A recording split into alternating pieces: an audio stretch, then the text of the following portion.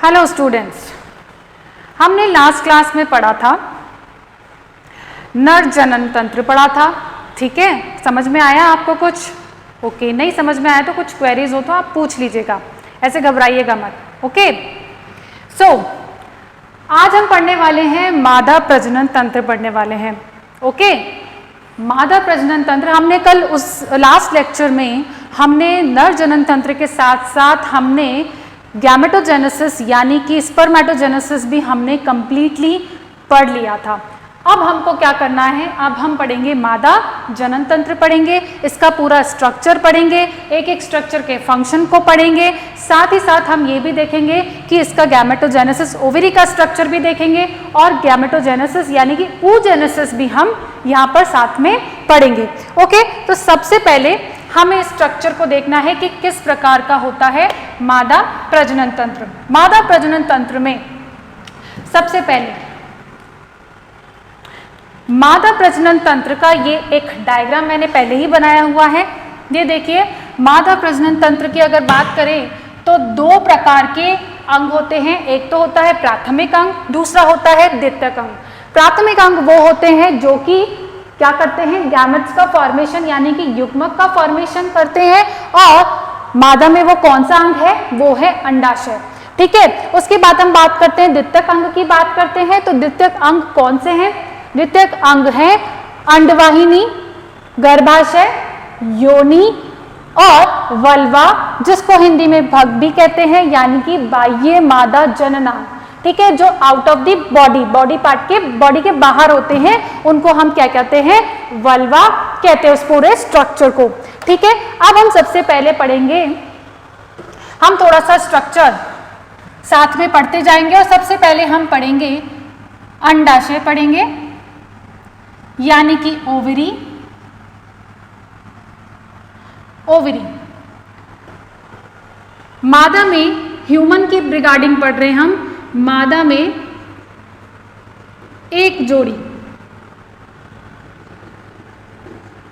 क्या पाए जाते हैं, अंडाशय पाया जाता है, एक जोड़ी ओवरी प्रेजेंट होती है।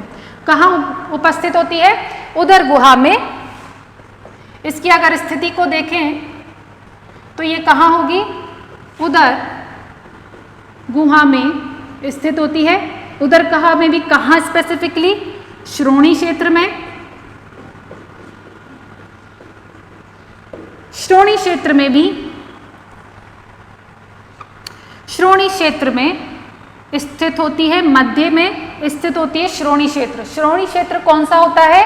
जो कि ये श्रोणि मेखला यानी कि जहां पर पैल्विक गर्डल पाया जाता है, उस स्थान को हम कहते हैं श्रोणि क्षेत्र। जहां पर श्रोणि मेखला पाई जाती है उसे हम कहते हैं श्रोणि क्षेत्र कहते हैं, पैल्विक रीजन जिसको हम कहते हैं। यहां पर इसकी स्थिति ये यहीं पर पाया जाता है। ठीक है, अब हम बात करते हैं कि ये जो ओवरी है, ये मीजोवेरियम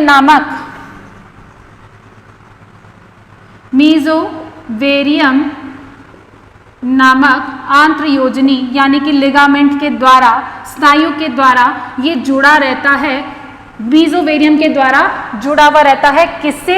ये है ब्रॉड लिगामेंट। देखिए, थोड़ा सा यहाँ पर आपको समझना है, ये कुछ लिगामेंट्स होते हैं यहाँ पर, ये गर्भाशय से जुड़े हुए रहते हैं, साथ ही साथ किससे जुड़े हुए रहते हैं, ओवेरी से भी जुड़े हुए रहते हैं। और ये मीजोवेरियम जो होता है, इसका आउटर कवरिंग, ये मीजोवेरियम है, ये मीजोवेरियम इससे जुड़ा हुआ रहता है पृष्ठ सतह पर, पीछे की तरफ पृष्ठ सतह पर, पृष्ठ एवं भित्ति से जुड़ा हुआ रहता है। पृष्ठ भित्ति से जुड़ा हुआ रहता है, किसके द्वारा? मीजोवेरियम के द्वारा। मीजोवेरियम एंड ब्रॉड लिगामेंट के साथ मिलकर के ये जुड़ा हुआ रहता है।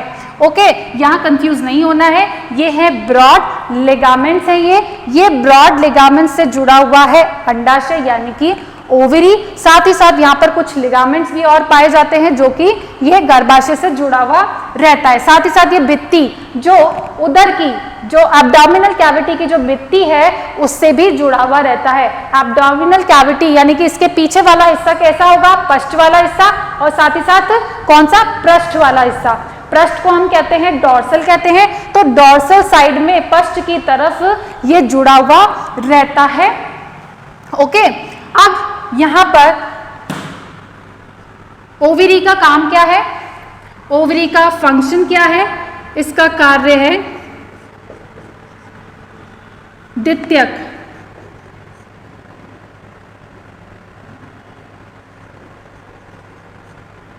द्वितीयक अंडाणु या फिर इसको हम कह सकते हैं सेकेंडरी oocyte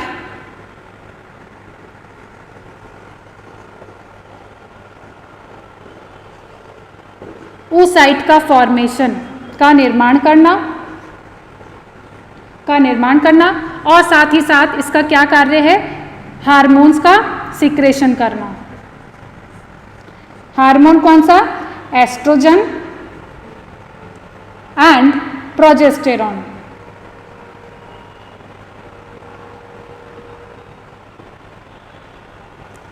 प्रोजेस्टेरॉन का सिक्रेशन करना। तो ओवरी का मेन काम क्या है कि द्वितीयक अंडाणु यानी कि सेकेंडरी oocyte का फॉर्मेशन करना। सेकेंडरी फॉलिक्यूलर oocyte कहते हैं। वैसे जब हम अंडाणु का स्ट्रक्चर पढ़ेंगे, इंटरनल स्ट्रक्चर पढ़ेंगे, तब हमें वहां पर ये चीज क्लियर हो जाएगी। और साथ ही साथ हार्मोन का सिक्रेशन करना, एस्ट्रोजन एंड द प्रोजेस्टेरॉन का फॉर्मेशन करना। अब हम बात करते हैं, ये तो हमने बात कर ली, अंडाणु की बात कर ली। ये देखिए, ये पूरा स्ट्रक्चर है।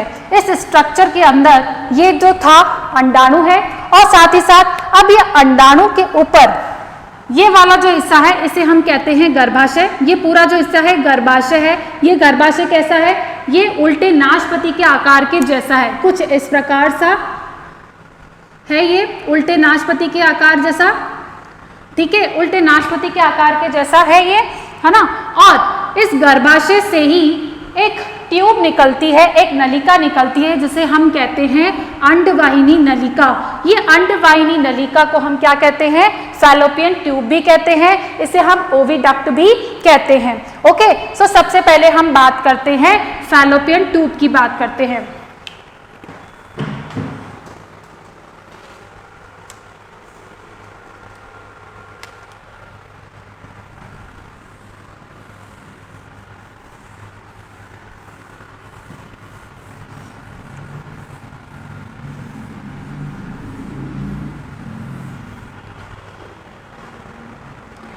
ये जो ओवरी है, ये ओवरी का ओरिजिन कहां से होता है, इस अंडाशय का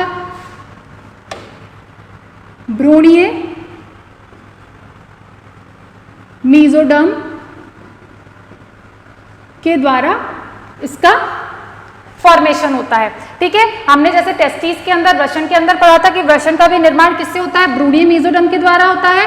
अंडाशय का निर्माण भी किससे होता है, भ्रूणीय मीजोडर्म के द्वारा होता है। अब हम बात करते हैं अब अंडवाहिनी नलिका। अंडवाहिनी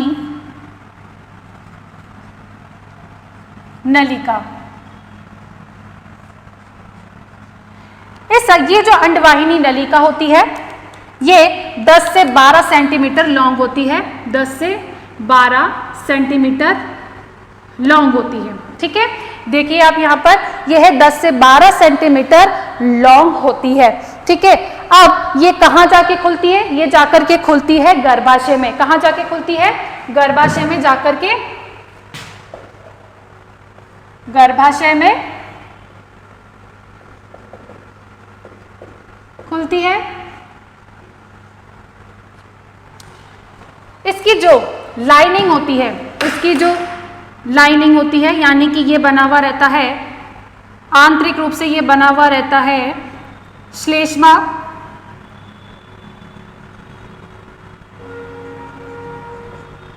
श्लेष्मा उपकला का बना हुआ रहता है।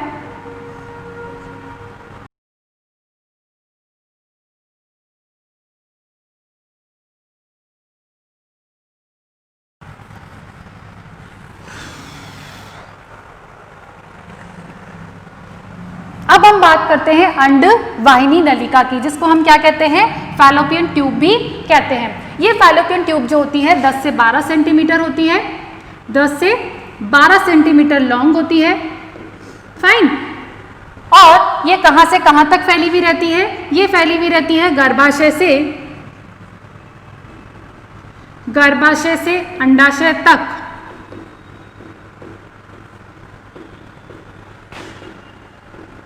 फैली रहती है। ये जो नलिका होती है ये संकुचनशील होती है।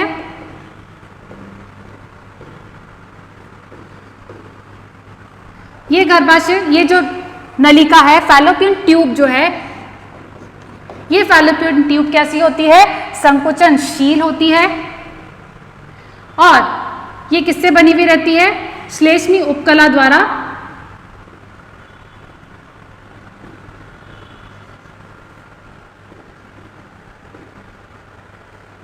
श्लेष्मी उपकला द्वारा अस्तरित रहती है।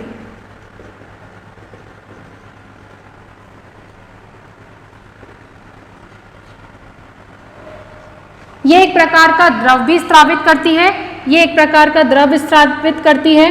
और ये जो द्रव्य है ये इसको क्या करती है, स्मूथ यानी कि चिकना बनाए रखती है।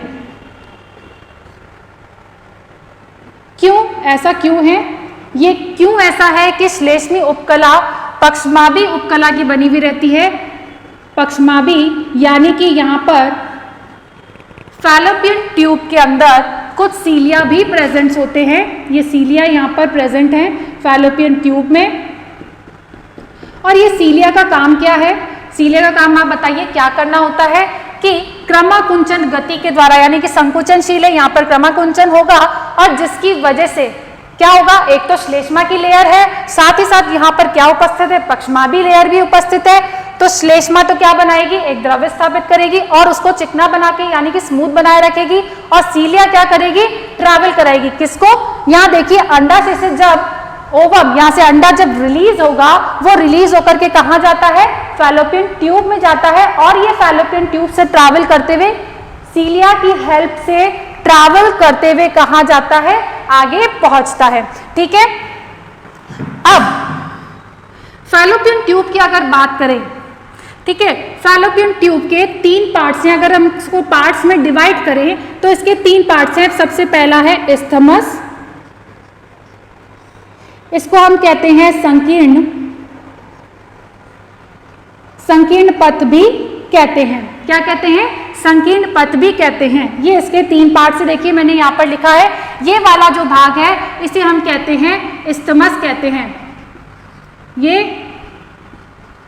ये वाला जो भाग है इसे हम कहते हैं इस्थमस कहते हैं। इसके बाद वाला जो भाग है जो कि थोड़ा सा चौड़ा तथा फूला हुआ रहता है उसको हम कहते हैं एम्पुला कहते हैं। मध्य वाला भाग जो है उसे क्या कहेंगे, एम्पुला कहते हैं। और जो सबसे आखिर में अंडाशय की तरफ होता है उसको हम कहते हैं कीप या फिर इन्फंडिबुलम भी कहते हैं। ठीक है, ये देखिए इस्थमस संकीर्ण पथ है और ये कहां पर स्थित है, एकदम गर्भाशय के पास, गर्भाशय के बिल्कुल पास में स्थित है। साथ ही साथ जो गर्भाशय में धंसा हुआ भाग है, गर्भाशय में धंसा हुआ भाग जो है उसे हम क्या कहते हैं, अंतराली भाग भी कहते हैं। उसे हम कहते हैं अंतराली भाग भी कहते हैं। ये जो धंसा हुआ वाला जो भाग है इसे हम कहते हैं अंतराली भाग भी कहते हैं। अब हम बात करते हैं एम्पुला की, बात करते हैं। एम्पुला को हम तुम्बिका भी कहते हैं हिंदी में। जितना इंग्लिश नाम याद रखोगे उतना इजी होगा याद करने में। ठीक है, तुम्बिका नाम कहाँ बोलने में देखो कैसा लग रहा है और एम्पुला बोलने में कितना इजी लग रहा है। थोड़ी सी प्रैक्टिस करोगे तो बहुत इजी हो जाएगा तुम्हारे लिए। ठीक है, अब ये जो एम्पुला है, ये एम्पुला वाला जो भाग है मध्य भाग है। अब इस एम्पुला में ही क्या होता है, निषेचन की प्रक्रिया होती है। ये क्वेश्चन आ सकता है, पूछने लायक है कि निषेचन की प्रक्रिया यानी कि फर्टिलाइजेशन 2 गैमेट्स का कहाँ होता है, फैलोपियन ट्यूब की कौन से पार्ट में होता है निषेचन, तो वो है एम्पुला। एम्पुला में ही यहाँ पर निषेचन होता है। ठीक है, अब एम्पुला क्या भाग है? मध्य वाला भाग है, चौड़ा है, थोड़ा सा चौड़ा भाग है, मध्य का भाग है, उसे हमने क्या बोला है? एम्पुला बोला है। अब हम बात करते हैं कीप की बात करते हैं, यानी कि इनफंडिबुलम।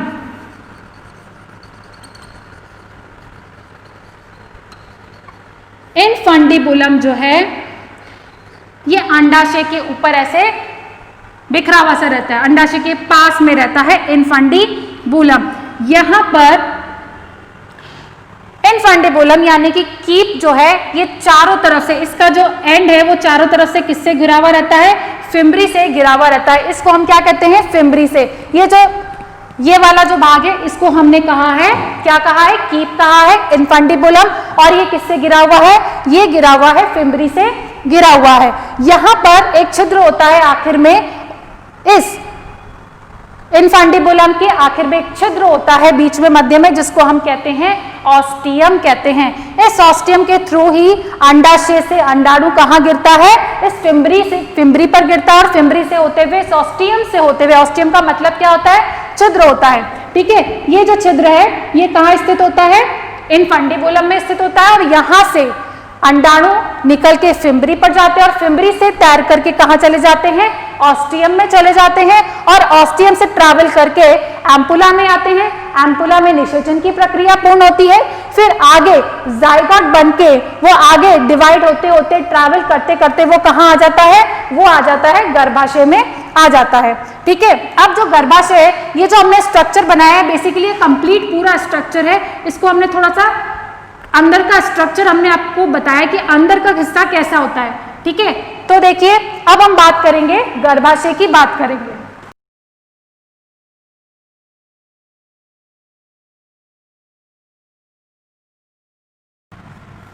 अब हम बात कर रहे हैं गर्भाशय की। गर्भाशय को हम कहते हैं यूट्रस। क्या कहते हैं? यूट्रस कहते हैं। गर्भाशय जो है बेसिकली कैसा होता है? उल्टे नाशपाती के जैसा होता है।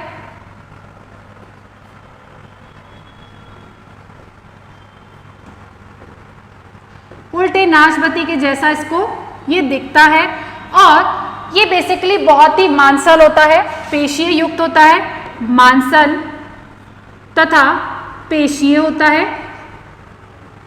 यानी कि मस्कुलर होता है। ठीक है, इसकी 3 लेयर्स होती हैं, 3 स्तरों वाला होता है। इन 3 स्तरों में सबसे पहला स्तर है, अगर हम बाहर से देखें, बाहर से अंदर की तरफ, बाहर से अंदर की तरफ, ठीक है, तो सबसे पहला कौन सा होगा? पेरीमेट्रियम। पेरीमेट्रियम को हिंदी में हम क्या कहते हैं? परिगर्भाशय भी कहते हैं। पेरीमेट्रियम को क्या कहेंगे? परिगर्भाशय। इसे हमने क्या कहा है? परिगर्भाशय। जो कि सबसे बाहर की जो आउटर लाइनिंग होती है उसे हम क्या कहते हैं? पेरीमेट्रियम, यानी कि परिगर्भाशय कहते हैं। अब इसके बाद जो सेकंड अंदर वाली, इसके जस्ट अंदर वाली जो लेयर होती है हम उसे क्या कहते हैं? वो होती है, बहुत ही पेशीय स्तर होता है, इसलिए इसका नाम है मायोमेट्रियम। इसका नाम क्या है? पेशीय स्तर। इंग्लिश में इसको क्या कहते हैं? मायोमेट्रियम कहते हैं। जो कि सबसे बड़ा भाग होता है, सबसे चौड़ा होता है। ये जो स्तर होता है काफी चौड़ा होता है, सबसे बड़ा होता है। पेशीय यहाँ पर बहुत स्ट्रांग, यहाँ पर मसल्स यहाँ पर पाई जाती है, क्योंकि यहीं पर इसी गर्भाशय के अंदर क्या होता है? भ्रूण का विकास होता है। भ्रूण का विकास होने के लिए जो इसका आसपास को जो वातावरण होता है वो थोड़ा सा स्ट्रांग होना चाहिए, ताकि जब वो भ्रूण विकास करके अपना उसका जब आकार बढ़े तो क्या हो कि वो दीवार रप्चर ना हो जाए, वो दीवार को कोई नुकसान ना हो। इसलिए यहाँ पर गर्भाशय जो है उसका पेशीय स्तर जो है काफी मजबूत होता है। ठीक है, अब हम यहाँ पर बात करते हैं सबसे आंतरिक स्तर की बात करते हैं। सबसे आंतरिक वाला जो स्तर है, श्लेष्मा स्तर होता है, उसे हम कहते हैं एंडोमीट्रियम। गर्भाशय अंतःस्तर, अंतःस्तर, इसे हम एंडोमीट्रियम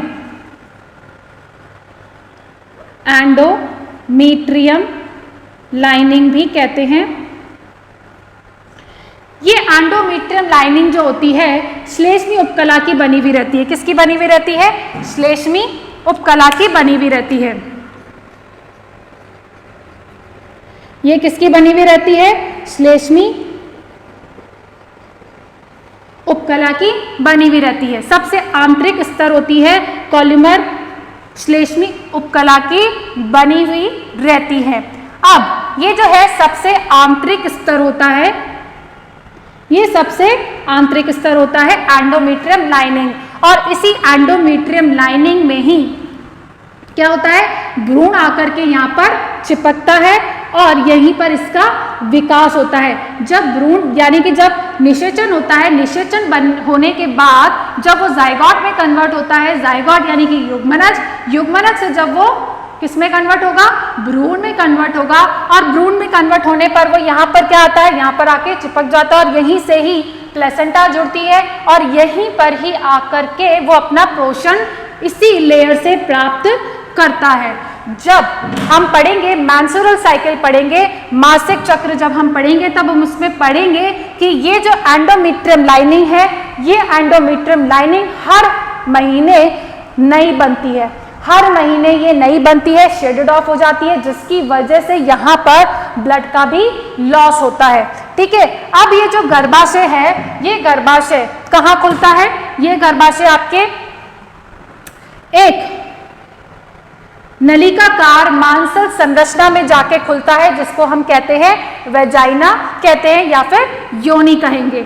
ये जो गर्भाशय है कहाँ जाके खुल रहा है? योनि में जाके खुल रहा है। अब ये जो गर्भाशय है नीचे जाकर के एक संकीर्ण नलिका में कन्वर्ट हो जाता है, यानी कि यहाँ से आते आते ये तो चौड़ा हिस्सा है, इस खाली स्थान को हम कहते हैं गर्भाशय गुहा कहते हैं। ठीक है, यूट्रल कैविटी किसको हम कहेंगे, और ये आकर के नीचे आकर के संकीर्ण हो जाता है, इसे हम कहते हैं गर्भाशय ग्रीवा कहते हैं। ये जो संकीर्ण पथ होता है इसे हम कहते हैं गर्भाशय ग्रीवा कहते हैं, यानी कि इसे हम इंग्लिश में सर्विक्स भी कहते हैं, सर्विक्स कैनाल कहते हैं। इसे हम क्या कहेंगे?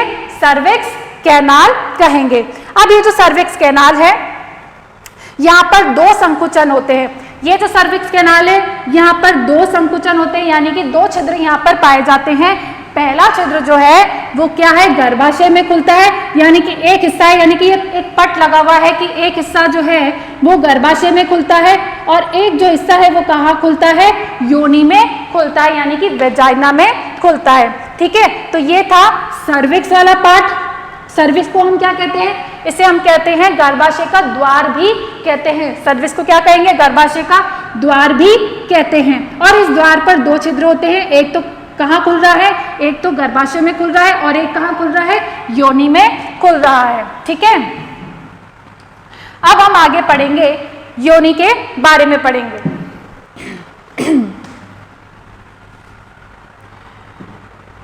ये थे इसके तीन स्तर थे, परिगर्भाशय यानी कि पेरीमेट्रियम, दूसरा है मायोमेट्रियम जो कि पेशीय स्तर है। बेसिकली जो पेशीय स्तर है वो स्तर में जो पेशियां जो होती है, पेशियों का भी प्रकार होता है, एक होती है अरेखित और होती है एक रेखित। ठीक है, यहाँ पर जो पेशी पाई जाती है वो अरेखित प्रकार की पाई जाती हैं। ठीक है, और ये जो अरेखित प्रकार की पेशियां होती है, यहाँ पर गर्भाशय में सबसे लंबी अरेखित पेशियां जो है शरीर में वो गर्भाशय में ही पाई जाती हैं।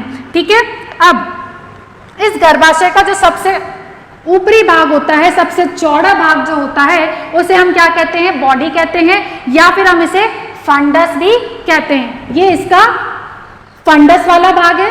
अब देखिए, ये जो गर्भाशय है, ये गर्भाशय 2/3 भाग जो है वो फंडस वाला भाग है, बाकी वाला जो पार्ट है वो कौन सा है? 1/3 भाग वो सर्विक्स यानी कि गर्भनाल का भाग बनाता है। ठीक है, तो गर्भाशय का 2/3 भाग फंडस है और 1/3 भाग कौन सा है? गर्भाशय यानी कि सर्विक्स कैनाल है। अब हम बात करते हैं, अब ये जो गर्भाशय है ये 3 मजबूत स्नायु के द्वारा जुड़ा हुआ रहता है। किससे जुड़ा हुआ रहता है? 3 मजबूत स्नायु के द्वारा ये जुड़ा हुआ, इसको बांधे हुए रहते हैं 3 मजबूत लिगामेंट्स। ओके,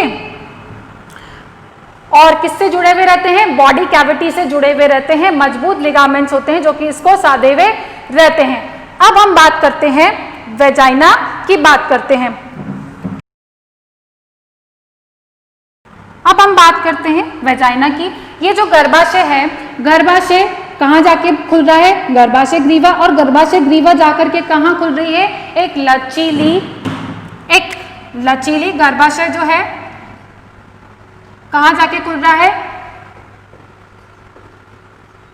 लचीली पेशीय झिल्ली नुमा नलिका में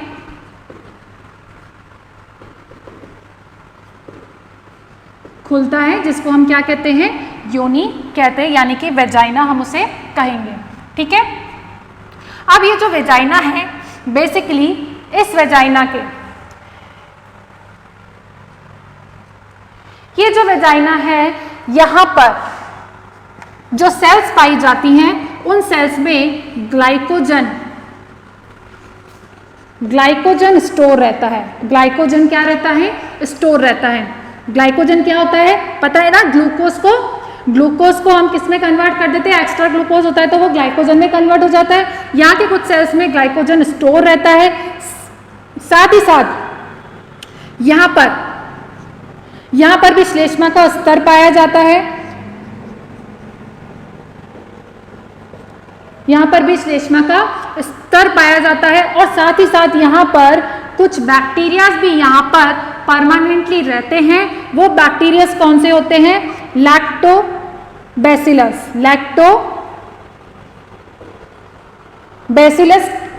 बैक्टीरिया होते हैं, यहाँ पर प्रेजेंट होते हैं, और जो कि फर्मेंटेशन यानी कि किण्वन के द्वारा यहाँ का जो माध्यम है वो कैसा कर देते हैं? एसिडिक कर देते हैं। यहाँ का माध्यम कैसा कर देते हैं? एसिडिक कर देते हैं। ठीक है। और ऐसा क्यों करते हैं? क्योंकि ये इन्फेक्शन से बचाने के लिए ऐसा करते हैं कि यहाँ पर कोई दूसरे बैक्टीरिया जो हैं यहाँ पर आकर के इन्फेक्शन ना हो।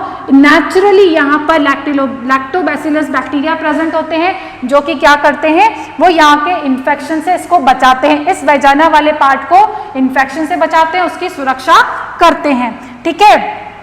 साथ ही साथ ये बर्थ कैनाल की तरह भी कार्य करता है। बर्थ कैनाल का क्या मतलब है?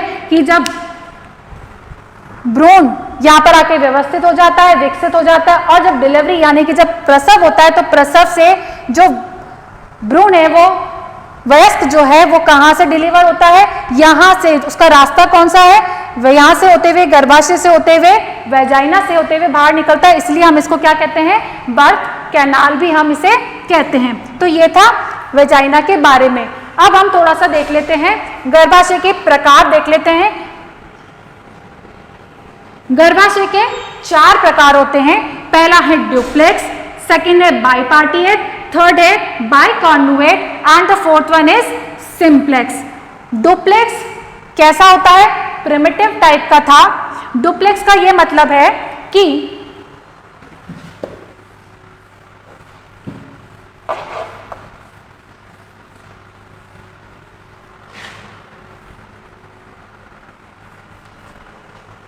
डुप्लेक्स का क्या मतलब है? डुप्लेक्स का मतलब है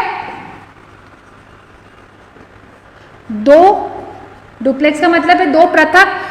कुछ ऐसे एनिमल्स हैं कि जिनके अंदर 2 पृथक गर्भाशय उपस्थित होते हैं। 2 पृथक गर्भाशय उपस्थित होते हैं, उन्हें हम कहते हैं डुप्लेक्स कहते हैं। ठीक है। डुप्लेक्स टाइप का गर्भाशय हम उसे कहते हैं। दूसरा है बाइपार्टिएट। बाइपार्टिएट का मतलब ये है, बाइपार्टिएट का मतलब है कि गर्भाशय तो है, लेकिन ये गर्भाशय पे एक ही है, लेकिन यहाँ पर क्या लगा हुआ है? विभाजक पट लगा हुआ है, जिसलिए हमने उससे क्या नाम दे दिया? बाइपार्टिएट। बाइपार्टिएट जो है वो किन एनिमल्स के अंदर होता है? ये होता है मांसाहारी स्तनधारियों में ऐसा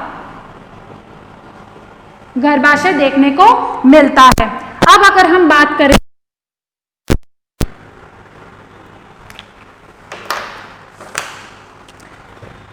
डुप्लेक्स के अंदर किस प्रकार का एग्जाम्पल क्या है? चूहों के अंदर देखने को मिलता है डुप्लेक्स प्रकार का, यानी कि दो पृथक गर्भाशय होते हैं। अब हम बात करते हैं बायकॉर्नुएट की बात करते हैं। बायकॉर्नुएट क्या होते हैं?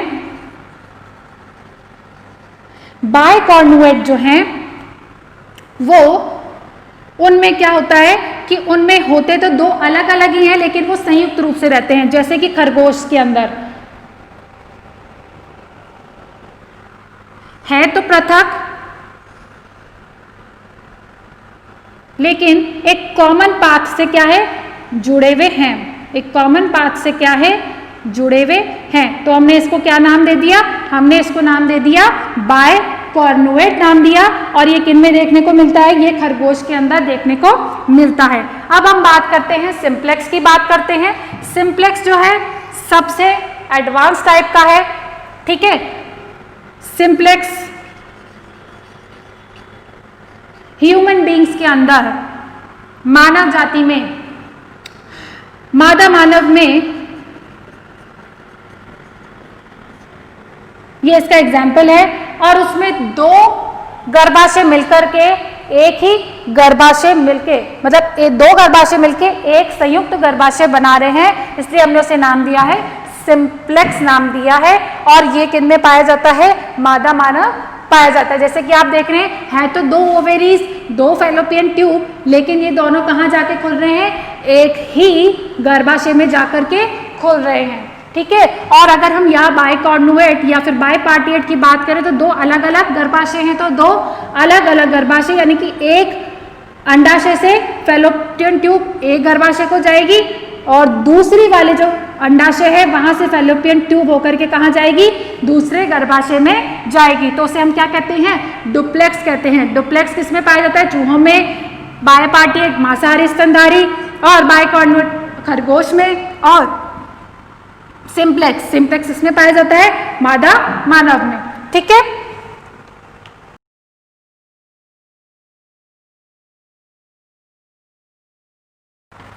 अभी तक हमने पढ़ लिया अंडवाहिनी, पढ़ लिया गर्भाशय, पढ़ लिया योनि, पढ़ लिया। अब हम पढ़ेंगे वल्वा के बारे में। वल्वा बेसिकली क्या है? भग भी कहते हैं इसे, बाह्य मादा जननांग, बाह्य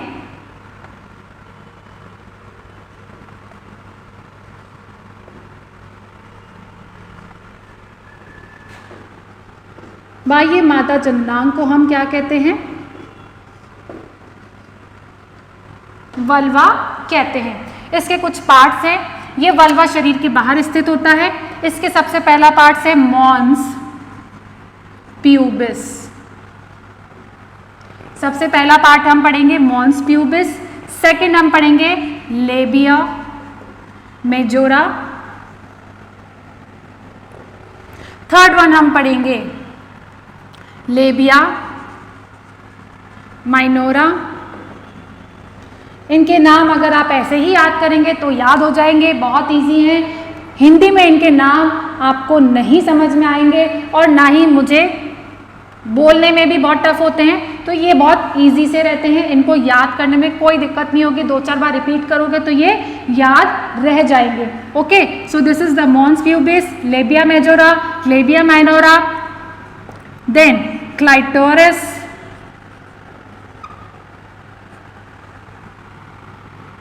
and fifth one is vestibule यानी कि प्रघाण।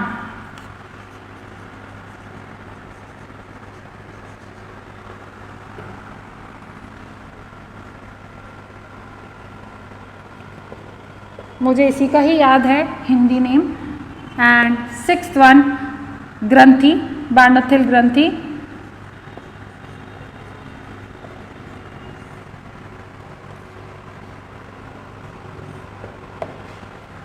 ओके, अब हम इनके बारे में पढ़ेंगे with the help of diagram.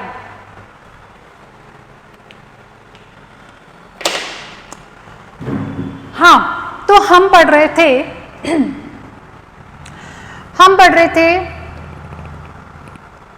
Vulva के बारे में। वल्वा क्या है? बाह्य मादा जननांग, और मादा जननांग के भी ये 5-6 पार्ट्स हैं, मॉन्स प्यूबिस, लेबिया मेजोरा, अंदर labia minora, clitoris, vestibule and the Bartholin ग्रंथि।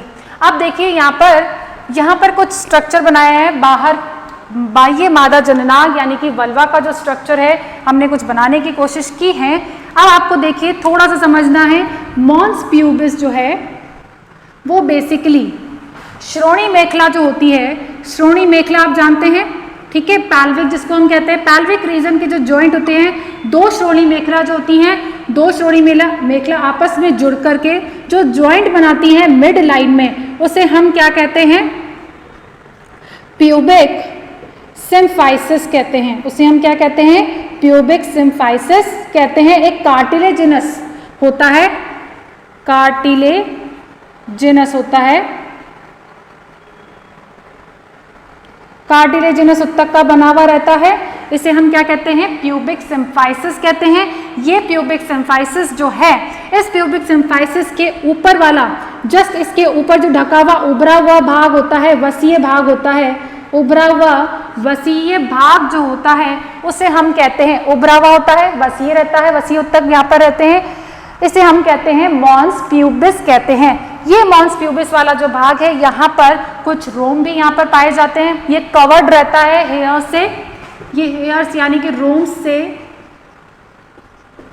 कवर्ड रहता है, ठीक है। सो ये वाला हिस्सा है मॉन्स प्यूबिस के जस्ट सामने, ये वाला हिस्सा रहता है।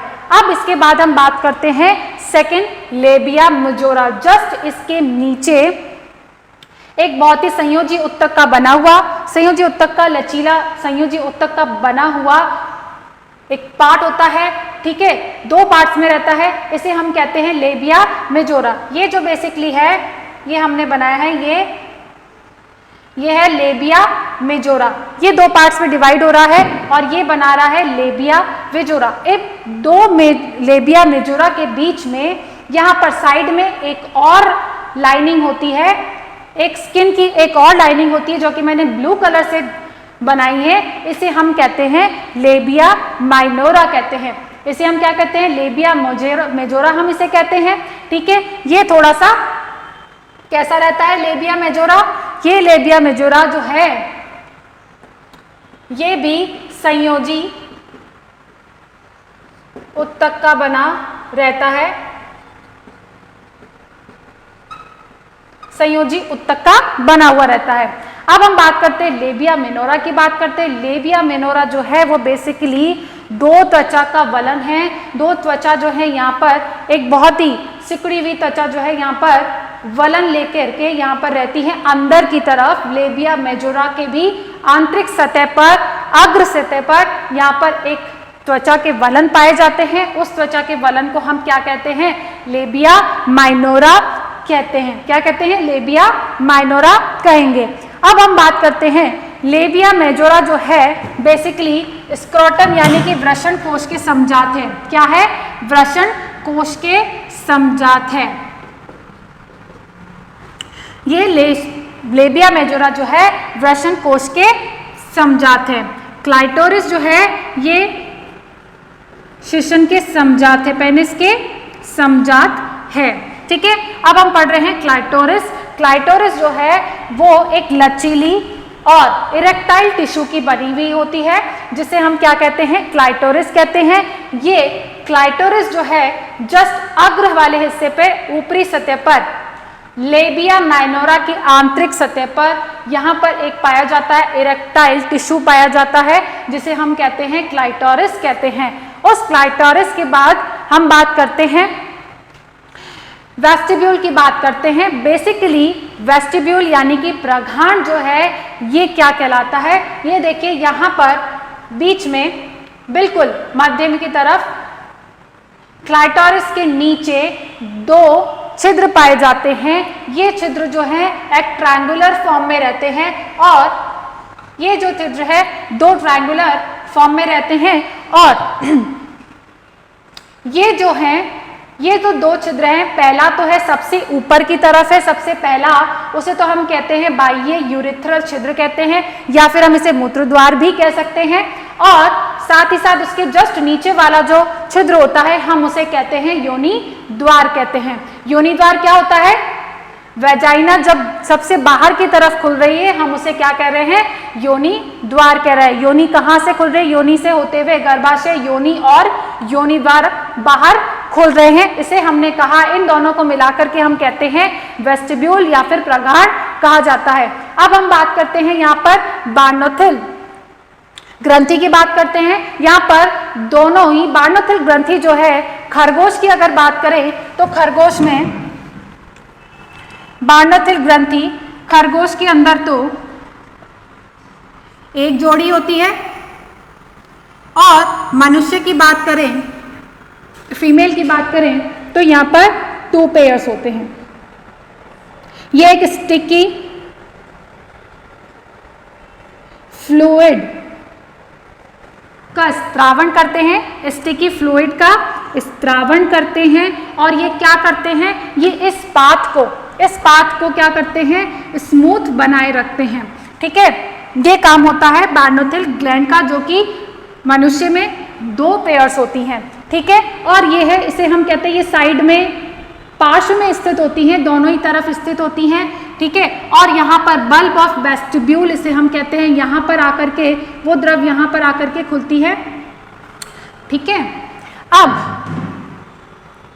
ये हमारा स्ट्रक्चर हो गया कंप्लीट मादा जनन तंत्र का।